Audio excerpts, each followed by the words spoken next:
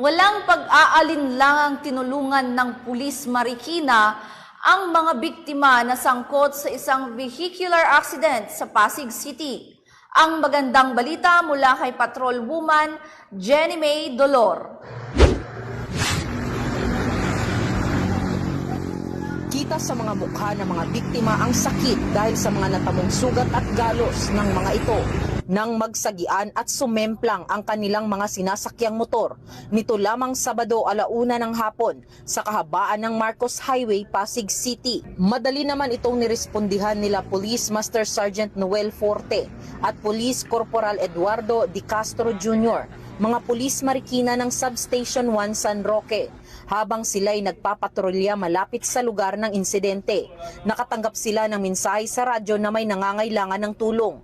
Kaya walang pagdadalawang isip na pinuntahan at tinulungan ng ating mga kapulisan ng Marikina ang mga biktima at binigyan ng paunang lunas gamit ang kanilang mga dalang panglinis sa sugat na SOP na nilang dalhin sa araw-araw nilang trabaho. Sa nangyaring aksidente po noong linggo ng umaga along Marcos Highway, boundary ng Pasig at Marikina, hindi po kami nagdalawang isip na rumisponde at tulungan ang mga biktima upang malampatan ng paunang lunas.